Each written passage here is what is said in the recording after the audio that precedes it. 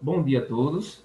Estamos com mais uma aula, iniciando mais uma aula com a turma do terceiro ano do ensino médio, matemática básica, e hoje daremos continuidade ao que começamos a falar na semana passada, a respeito das unidades de medida. E as unidades de medida, elas podem ser padronizadas, de acordo com o sistema internacional de unidades. Mesmo assim, cada unidade de medida ela é ou está de acordo com alguma determinada grandeza, certo? Então, com relação à grandeza, nós temos a sua respectiva unidade de medida, seja ela padronizada com relação ao sistema internacional ou não. Como, por exemplo, como a gente trabalhou semana passada, o comprimento, medidas de comprimento. Pelo sistema internacional, nós utilizamos o metro como unidade de medida padrão. Porém, existem várias outras. O quilômetro, o decímetro, né? O milímetro, certo? O hectômetro. Então, existem os múltiplos e os submúltiplos do metro, como a gente viu na aula passada. Quem tiver alguma dúvida, pode assistir novamente a aula pelo canal do YouTube.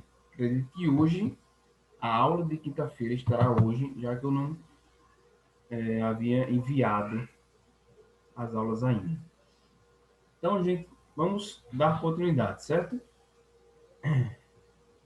Eu vou começar aqui de onde nós paramos semana passada. Vamos fazer um.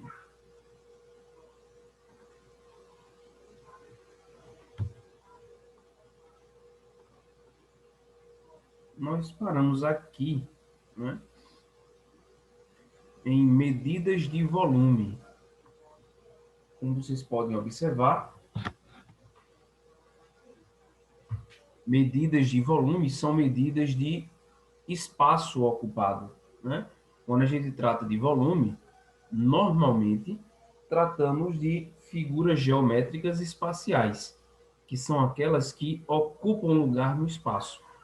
Para isso, nós devemos ter imagens tridimensionais, que estão de acordo com, ou que possuem as três dimensões. E as três dimensões a gente pode caracterizar como comprimento, largura e altura, certo? Sendo esta a altura a terceira dimensão, que é o que dá a projeção corporal de matéria. Então, vamos imaginar aqui, por exemplo, o metro cúbico, como eu havia dito para vocês na semana passada. Quando falamos sobre metro cúbico, né, o que vem à nossa cabeça? O que é um metro cúbico, certo? Nós sabemos o que é um metro, beleza, mas o que é um metro cúbico? O nome já diz tudo. A gente imagina um cubo, a gente imagina um cubo de arestas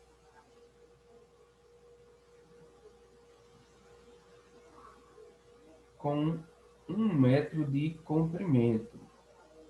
Então, a gente imagina este cubo, certo?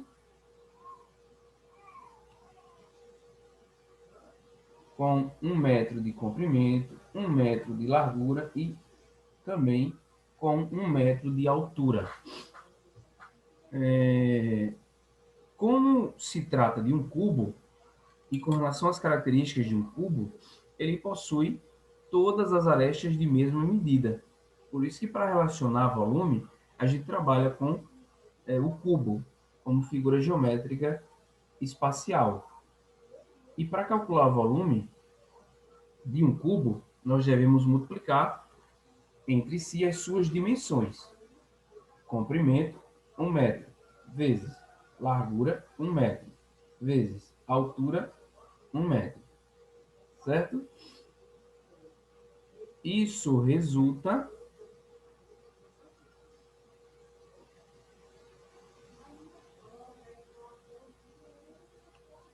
Deixa eu pegar aqui uma caneta.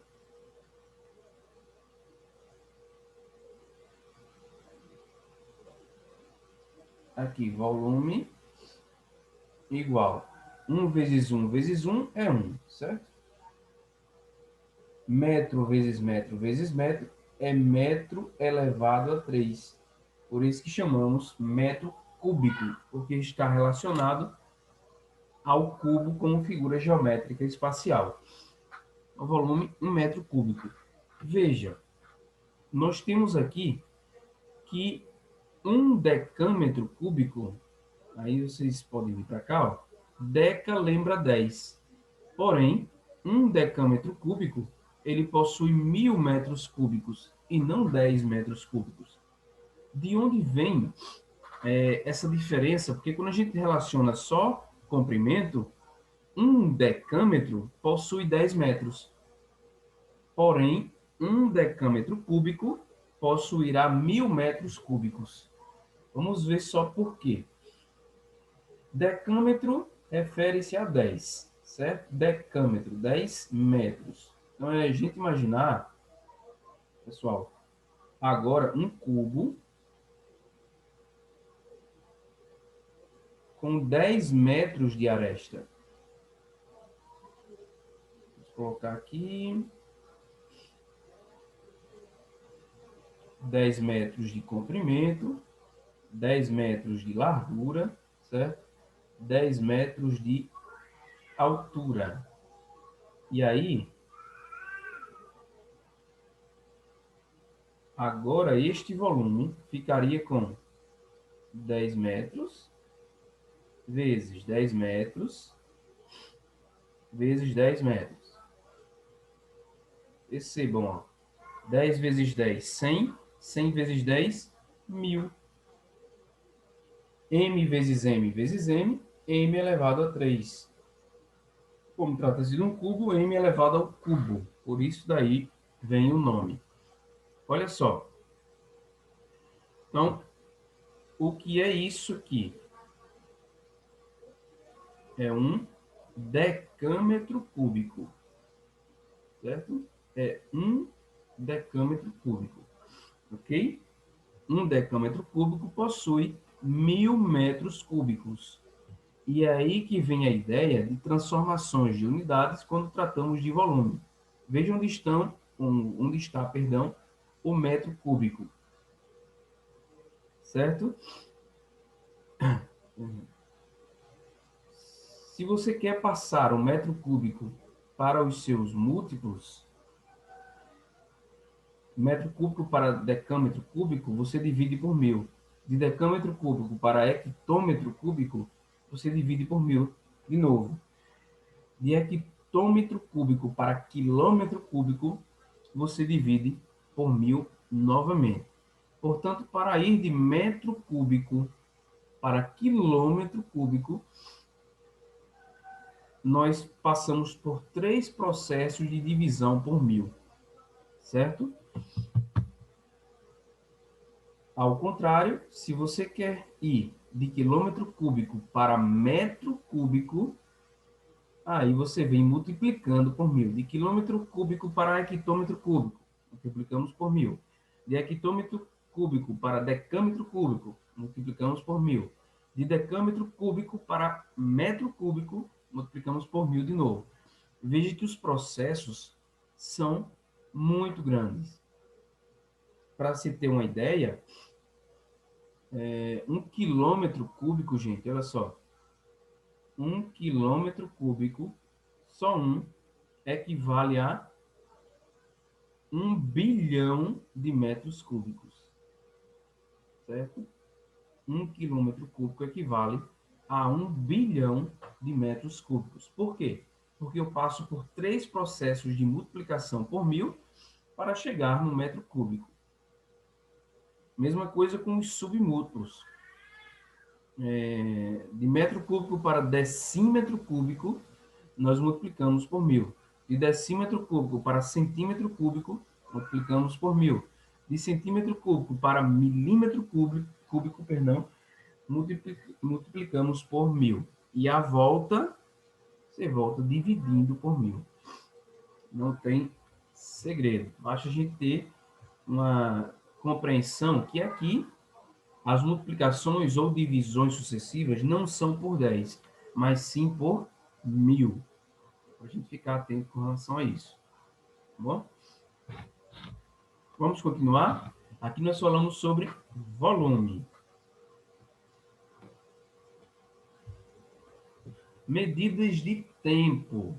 Claro que vocês já estão bem acostumados com medidas de tempo. Porém, galera, quando a gente fala de tempo, o tempo ele tem não casas decimais, né?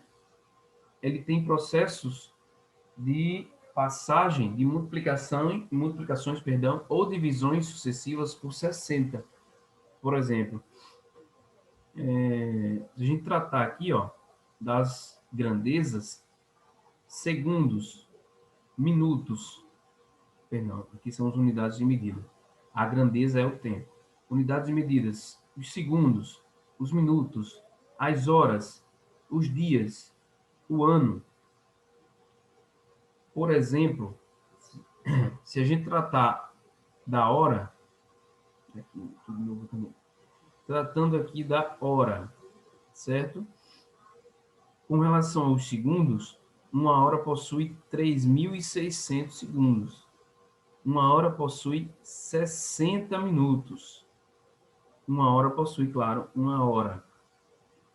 Com relação a, a uma hora, ela possui 0,041 dias, aproximadamente. Veja que as relações, claro, elas vão diminuindo, né, com relação à unidade de medida que está sendo analisada. Por exemplo, quando eu citei uma hora, se eu quero representar a hora em segundos, eu tenho que saber, nesta hora, quantos minutos eu tenho. Eu tenho 60. Em cada minuto, quantos segundos eu tenho? Eu tenho 60.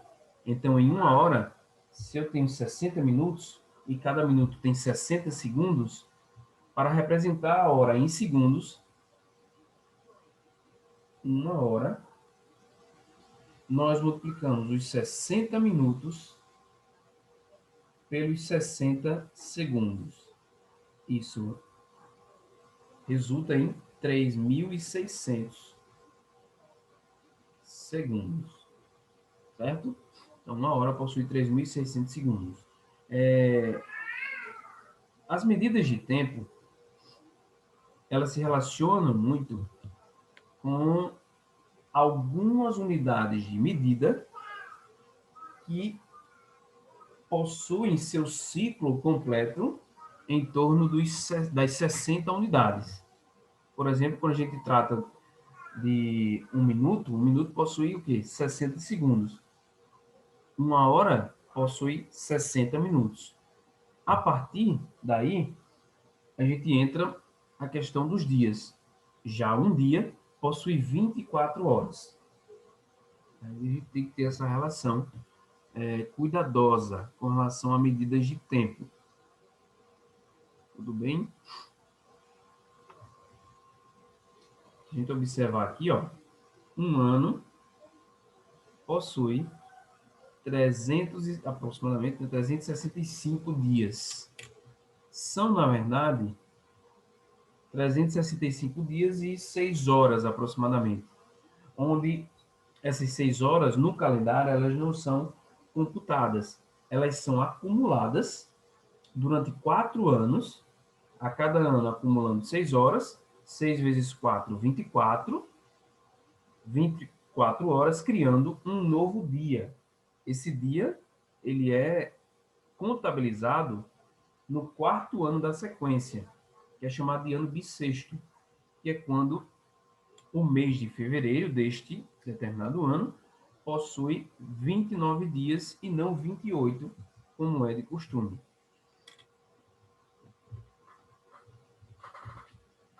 Ok, pessoal, vamos seguir adiante. Vejam no que chegamos aqui. unidades de medida para temperatura. E aí, nós devemos ter o cuidado e muita atenção, primeiro para identificar que essas unidades de medida estão relacionadas a escalas termométricas, certo? Estão relacionadas a escalas termométricas. Nós temos 3 escalas que são mais comuns de serem utilizadas. São as escalas Kelvin, Celsius e Fahrenheit.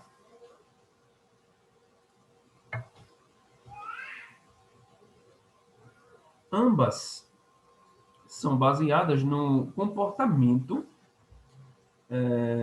da água com relação à sua mudança de estado físico, digamos.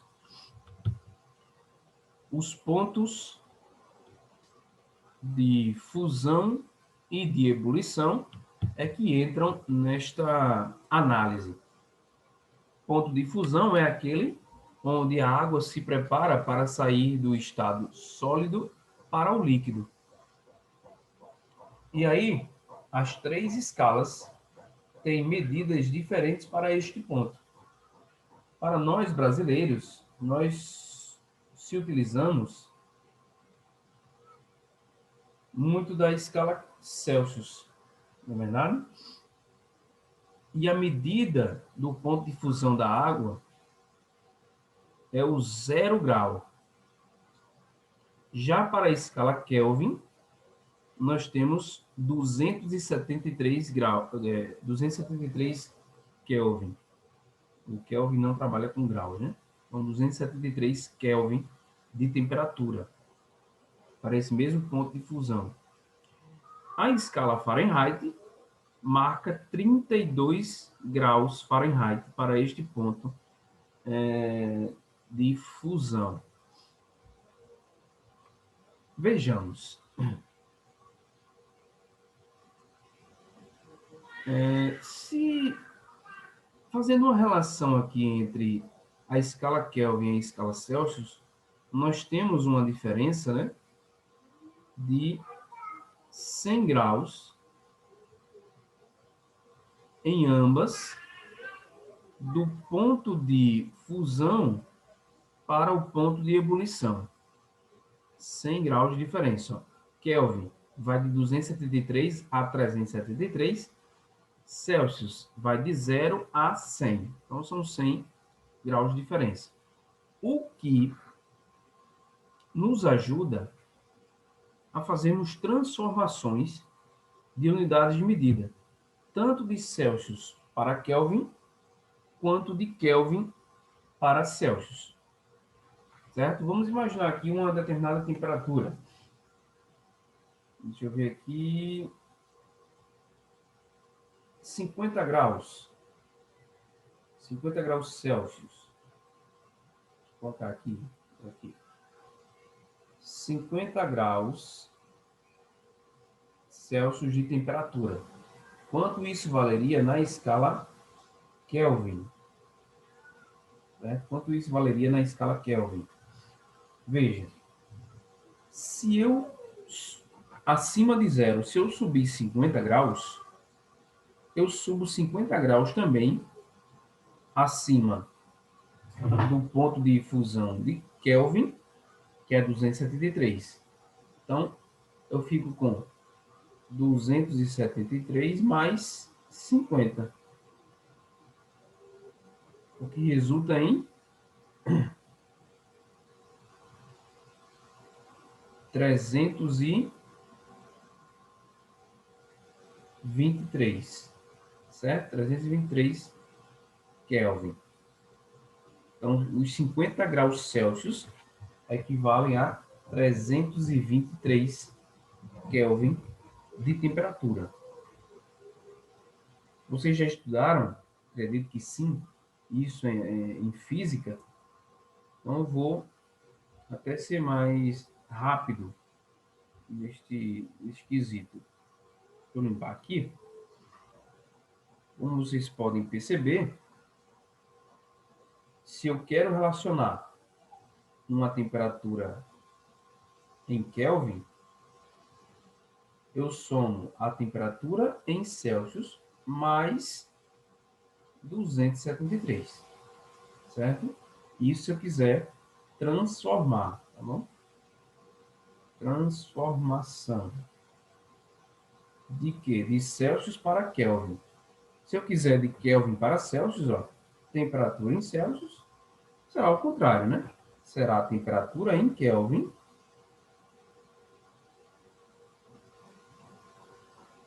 menos 273. Certo? Essa relação é entre Celsius e Kelvin, tá? Entre as escalas Celsius e Kelvin. Já com relação à escala Fahrenheit, ó, esse intervalo aqui, do ponto de fusão para o ponto de ebulição, de 32 para 212, dá um intervalo de 180 graus, certo? Diferente do intervalo de Celsius, que é de 100 graus. O que representa para a gente um intervalo que identifica, digamos, uma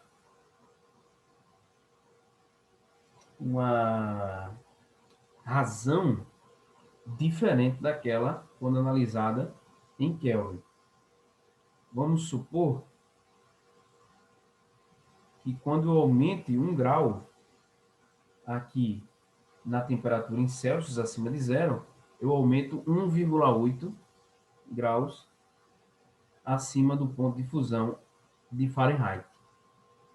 Mas nós podemos fazer uma relação matemática com relação a isso, né? Que vem de razão e proporção. Vejamos, uma temperatura em Celsius, qualquer que seja ela, aqui, dá este intervalo, né? Dá este intervalo. Então, o que seria esse intervalo? Seria parte de um todo. Então, nós temos temperatura em Celsius menos 100, menos zero, perdão, que é esse intervalo, sobre o todo aqui, 100 menos zero. 100 menos zero. Deve ser igual, aí vem a proporção, né? Deve ser igual a... Vamos imaginar uma temperatura aqui, em Fahrenheit, TF, chamada de TF. Esse pedacinho aqui, ó, seria TF menos 32 sobre o todo. A gente está falando de uma fração, então fração é um pedaço de um todo, né? Uma parte de um todo. O todo aqui é o quê? É o 212 menos 32.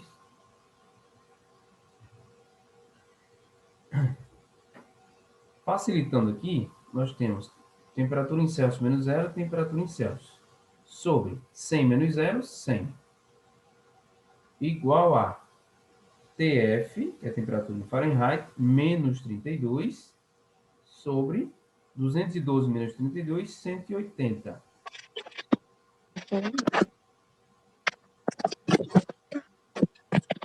Para ficar mais simples, nós podemos simplificar esses denominadores, dividindo pelo o que chamamos de máximo divisor comum, entre 100 e 180. O 100 e o 180 dá para ser dividido por 20. Então, ficamos com temperatura em Celsius sobre 100 dividido por 20, 5. Igual a temperatura em Fahrenheit menos 32 sobre 180 dividido por 20, 9. Esta é a relação de transformação de temperaturas de escalas Celsius e Fahrenheit, certo?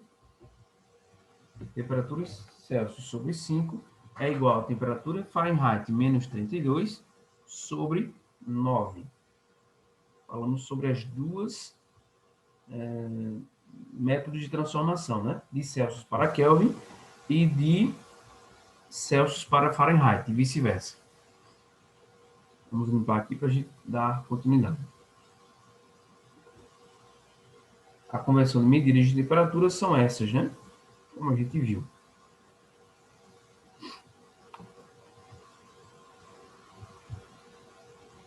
Vamos tratar, perdão, até com esse exemplo de transformações entre unidades de temperatura.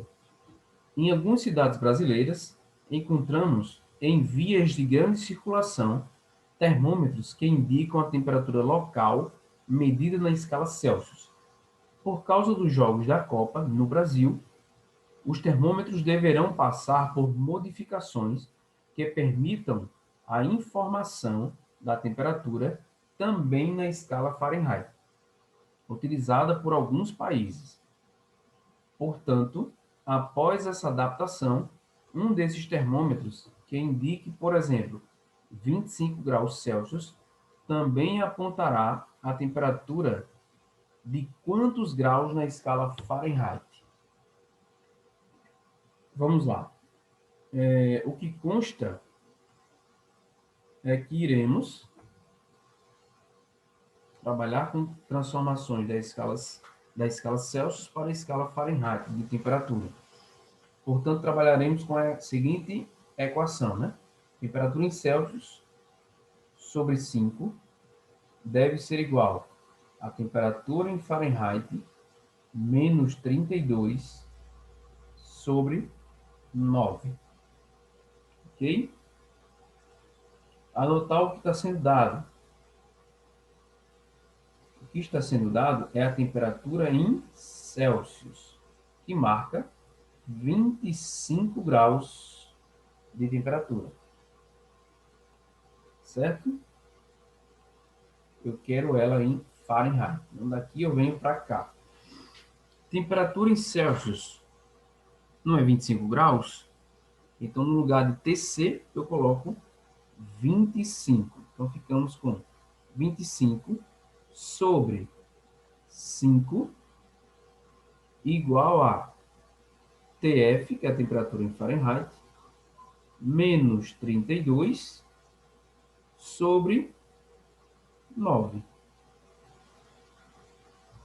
Ok? A gente vê, observa se dá para dividir. Dá para dividir 25 por 5? Claro que dá, né? 25 dividido por 5 é 5. Então, ficamos com 5 igual a TF menos 32 sobre 9. O 9 ele está dividindo deste lado. Então, passa ele multiplicando o número 5 do outro lado, né? A gente lembra aqui meio que uma regra de 3, certo? É como se aqui tivesse sobre 1. Então, TF menos 32 vezes 1 é TF menos 32. Igual a 9 vezes 5, 45. Agora,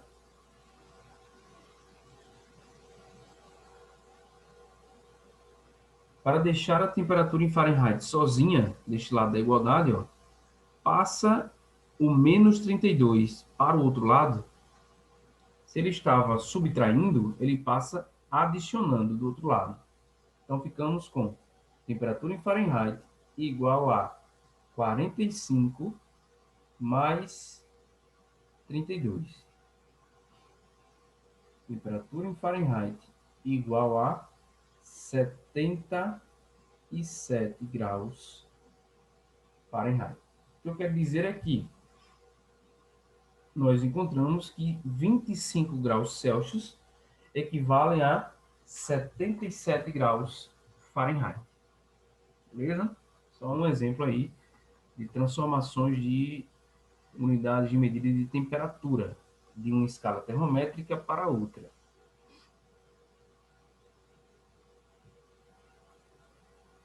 Deixa eu limpar aqui e vamos adiante. Aqui vocês podem ver são unidades de medida que são relacionadas a alguns prefixos usados no sistema métrico, tá?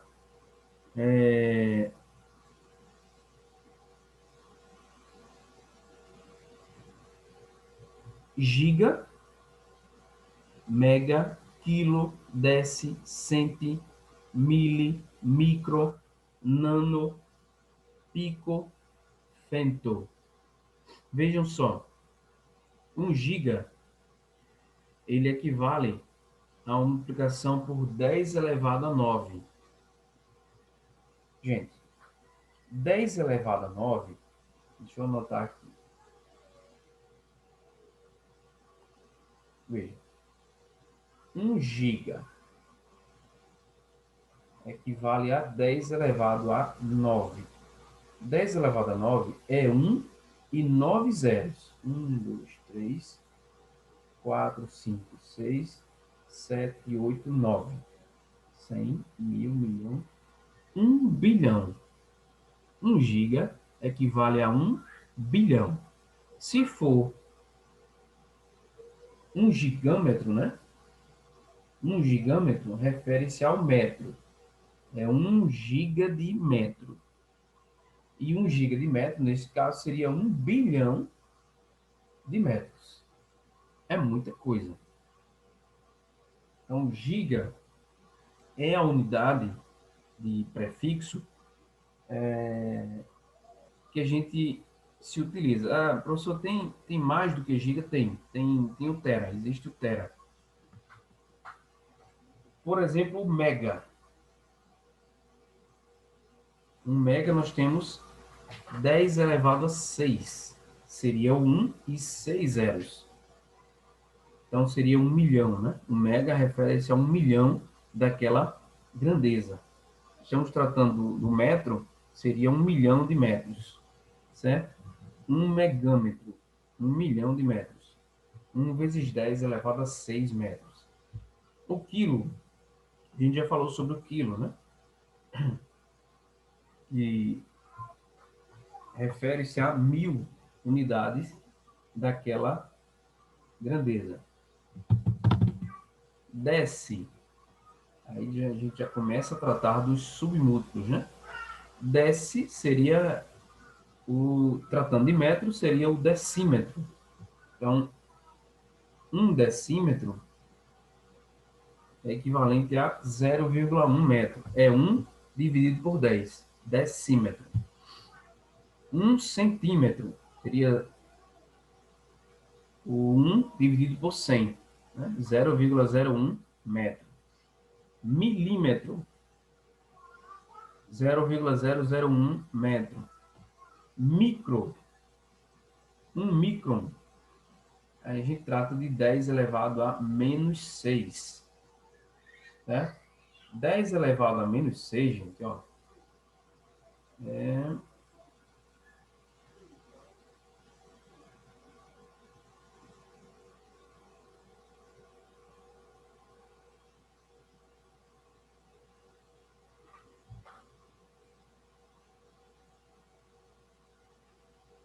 um, dois, três, quatro.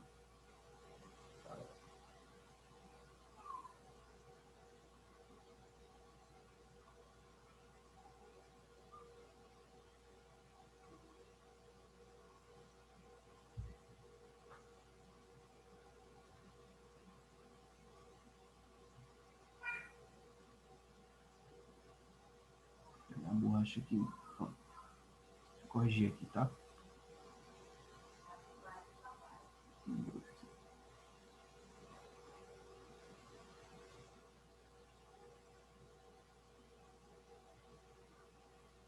Pronto aqui, né?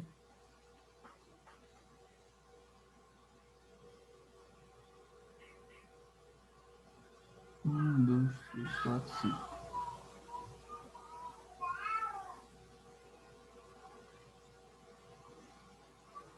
Ai, Jesus. Aqui. Então, 10 elevado a menos 6. A gente imagina que aqui fosse 10, né? 1 e o 0.